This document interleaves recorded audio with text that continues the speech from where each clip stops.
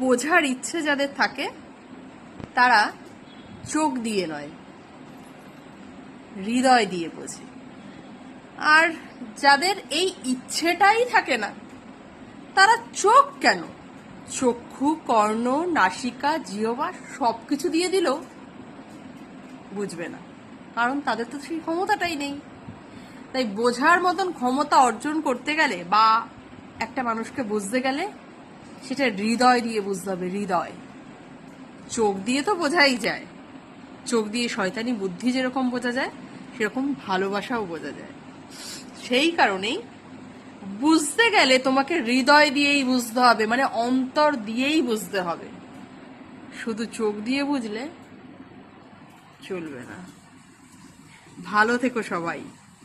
আমাকেও তোমরা শুধু চোখ দিয়ে দেখে নয়, হৃদয় থেকে ভালোবেসে বোঝার চেষ্টা করো। আমি সকলের পাশে আছি, তোমরাও আমার পাশে থেকো। টাটা।